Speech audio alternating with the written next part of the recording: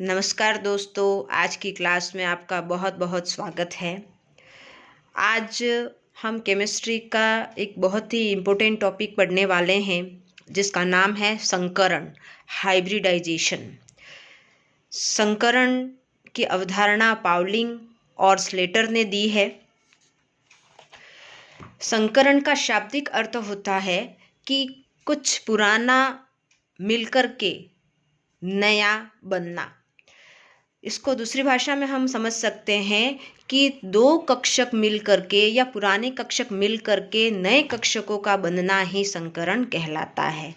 बस शर्त ये है कि संकरण में कक्षकों की ऊर्जाएं समान होनी चाहिए। आकृति अलग अलग हो तो कोई बात नहीं, लेकिन उनकी ऊर्जाएं अगर समान होंगी तो संकरण होगा।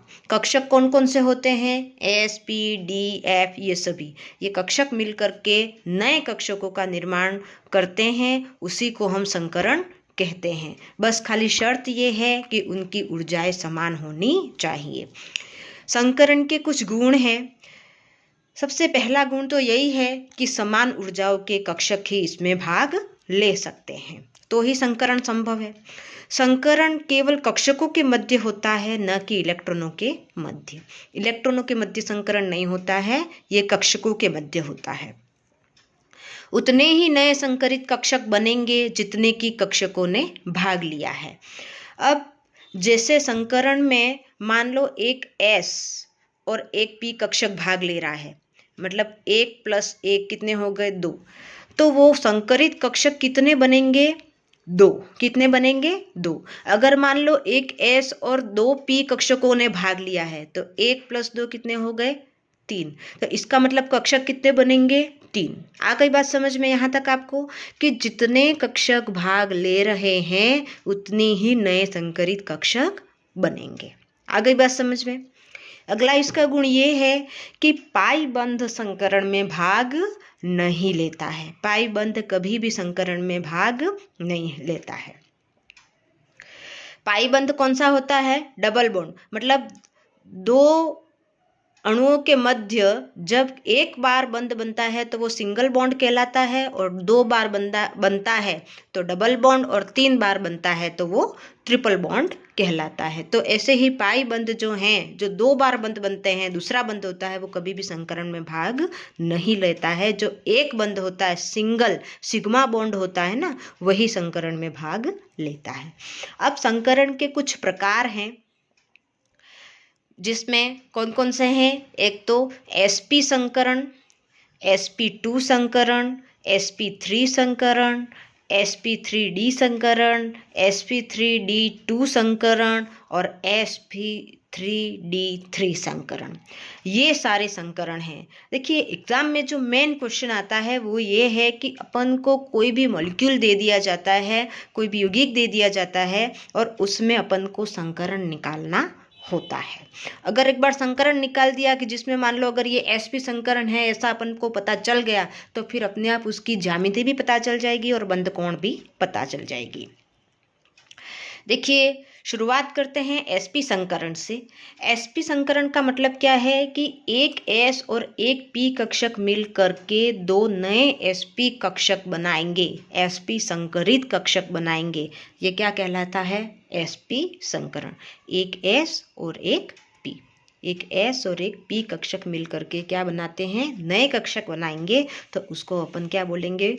sp संकरित कक्षक। आप जानते हैं कि s कक्षक जो है वो गोलाकार होता है ना, और जो p कक्षक होता है उसकी आकृति डंबलाकार होती है, डंबल शेप उसकी आकृति होती है। अब जब ये दोनों मिल जाते हैं तो इस प्रकार की आकृति बनती है, रेखीय आकृति बनती है, और इसका जो बंध कोण है वो 180 डिग्री का होता है। रेखीय कोई भी आकृति रेखीय होती है तो उसका बंध कोण हमेशा कितना होता है? 180 डिग्री का। बंध कोण मतलब ये इसके ये बीच में, ठीक है। इसकी आकृति कैसी हो गई? रेखीय, और कोण कैसा हो गया? 180 डिग्री का। ऐसे ही जैसे अपन ने sp संकरण के बारे में पढ़ा है, ऐसे ही sp2 संकरण की भी आकृति और बंध कोण, sp3 संकरण की भी आकृति और बंध कोण, इस हर संकरण की अपन को आकृति और बंध कोण देखना है, ठीक है। लेकिन उससे पहले हम ये जानते हैं कि बंध कोण मतलब ये जो संकरण है वो निकाले कैसे, कैसे निकाले संकरण। तो उसकी एक ट्रिक है, देखिए, bond pair plus lone pair. क्या कहा मैंने? Bond pair plus lone pair. Bond pair plus lone pair के बाद जो भी नंबर आएगा वो क्या कहलाएगा? संकरण। जैसे एग्जाम्पल के, अच्छा, बॉन्ड पेयर क्या होता है और लोन पेयर क्या होता है?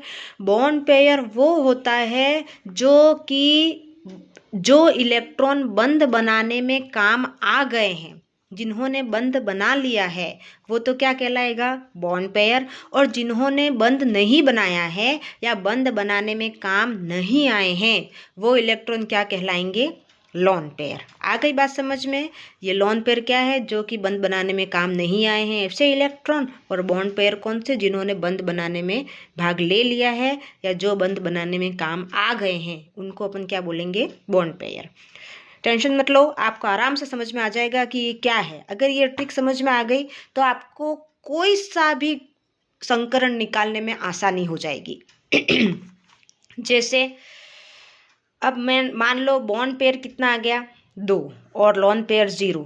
इसका मतलब ये है कि नंबर कितने आ गए अपने पास? 0 + 2 कितने हो गए? 2। 2 + 0 कितने हो गए? 2। तो 2 नंबर का कौन सा ऐसा? 2 मतलब कौन सा? ये संकरण क्या होगा? S और P। S और P, एक S और एक P।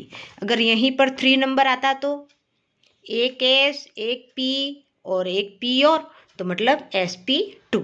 आ गई बात समझ में? अगर ऐसे ही 4 नंबर आता तो क्या हो जाता? 4 नंबर आता तो, अगर मान लो 4 नंबर आ रहा है, 4 नंबर आ रहा है, ठीक है, तो एक S हो जाता और 3 P हो जाते, 1 1 1, तो 4 हो गए, 1 1 1 1 4।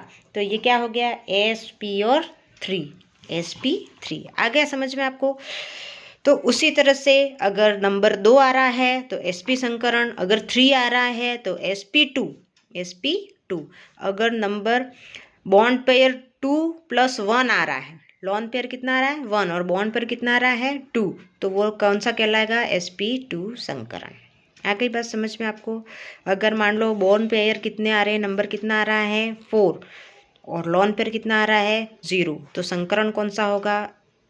sp3। मतलब 3 तो P के और एक S के, हो गया 4 नंबर बराबर। आ गई बात समझ में? आज अपन सिर्फ sp3 तक ही देखेंगे। sp3d, sp3d2 और sp3d3 वाला जो है वो बाद में, इस क्लास के बाद वाला देखेंगे, क्योंकि एक बार अगर ये अच्छे से समझ में आ गया तो वो भी आराम से समझ में अपन को आ जाएगा। देखिए, अगर बात करते हैं sp संकरण की, वापस आए इधर। sp संकरण की बात करें, अपन को एक दिया हुआ है मॉलिक्यूल BeH2, है ना? इसमें अपन को संकरण निकालना है। अब कभी भी संकरण निकालने के लिए हमेशा अपन को जो सेंट्रल एटम है, केंद्रीय अणु, उसको अपन को, केंद्रीय परमाणु, उसको अपन को देखना है, ठीक है। ये जो सेंट्रल एटम है उसका एटॉमिक नंबर, परमाणु क्रमांक कितना होता है वो देखना है पहले। तो कितना होता है? बेरिलियम का कितना होता है? देखिए, परमाणु क्रमांक के अनुसार उसका इलेक्ट्रॉनिक विन्यास कैसे निकालते हैं, अगर ये नहीं आता है तो आप कमेंट करना, मैं ज़रूर उसका इतना अच्छा वीडियो बनाऊंगी और आपको अच्छे से समझ में आ जाएगा। उसकी भी एक ट्रिक है। तो बेरिलियम का जो परमाणु क्रमांक होता है वो 4 होता है। कितना होता है? 4। और उसका इलेक्ट्रॉनिक विन्यास कितना होता है? 1s2 2s2, 1s2 हो गए। अब ये सही है कि नहीं, ये कैसे चेक करेंगे? ये ऊपर के जो 2 और 2 हैं कितने हो रहे हैं? 4 हो रहे हैं, और यहाँ पे परमाणु क्रमांक की कितना हो रहा है? 4 हो रहा है। इसका मतलब ये बराबर है, ठीक है, 1s2 2s2। अब मेरी बात ध्यान से सुनना आप लोग, कि अपन कैसे डिसाइड करें कि संकरण कौन सा है। कभी भी संकरण को चेक करने के लिए हम हमेशा संयोजी कोश में जितने इलेक्ट्रॉन हैं वो देखेंगे। संयोजी कोश मतलब कौन सा? भाई देखो, एक तो ये अपना हो गया, ये जो नाभिक होता है बीच में, इसके चारों ओर ये अपने क्या कहते हैं, कक्षक होता है, ठीक है ना। तो लास्ट वाला जो कक्षक होता है, जो कि संयोजन में भाग लेता है उसको अपन देखते हैं। तो संयोजी लास्ट वाला जो, अगर एस पी भी है साथ में तो एस और पी दोनों देखेंगे, और सिर्फ एस है तो लास्ट वाला एस देखेंगे। आ गई बात समझ में आपको? अब अपन ये वाला जो फॉर्मूला था bond pair plus lone pair वाला वो लिखेंगे यहाँ पे, ठीक है। Bond pair plus lone pair लिखा हमने, ठीक है। अब देखिए मेरी बात ध्यान से सुनो, यहाँ पे एस के ऊपर जो इलेक्ट्रॉन है वो कितने हैं? 2 हैं। और यहाँ पे जो हाइड्रोजन कितने हाइड्रोजन जुड़े हैं इस बेरिलियम से? 2 हैं। तो दोनों हाइड्रोजनों को जुड़ने के लिए ये दोनों इलेक्ट्रॉन काम में आ गए। मतलब यहाँ पे जो नंबर है और यहाँ पे जो नंबर है वो सेम है। आ रही बात समझ में? यहाँ का नंबर और यहाँ का नंबर सेम है तो वो बॉन्ड पेयर कहलाएगा। क्या कहलाएगा? Bond pair. यहाँ पे जो नंबर है वो क्या कहलाएगा? Bond pair. तो बेरिलियम के साथ कितने हाइड्रोजन जुड़े हैं? 2 हाइड्रोजन, 2 हैं। तो बॉन्ड पेयर कितने हो गए? 2। कितने हो गए? 2। अब यहाँ पे भी तो संयोजी कोश में 2 ही हैं, इसका मतलब लोन पेयर तो कोई है ही नहीं। लोन पेयर तो कोई है ही नहीं, तो लोन पेयर कितने हो गए? 0। अब अपन को पता है कि अगर 2 नंबर आता है तो कौन सा संकरण होता है, ये अपन याद करना ये कि भाई 2 पे sp संकरण होगा, 3 पे जो है वो sp2 संकरण होगा, 4 पे sp3 संकरण होगा, ऐसे। और नहीं भी तो थोड़ा सा दिमाग लगाए तो हो जाएगा, जैसे 1 और 1, 2 तो एक s का और एक p का, तो ये संकरण कौन सा हो गया? sp संकरण। आ गई बात समझ में आपको? अब तो ये इसमें संकरण निकाल दिया अपन ने। BeH2 में कितना संकरण है? sp संकरण, ठीक है ना। अब ऐसे ही ये ZnCl2 एक अपन को दिया हुआ है, इसमें संकरण निकालो, ऐसा क्वेश्चन आया है ZnCl2 में।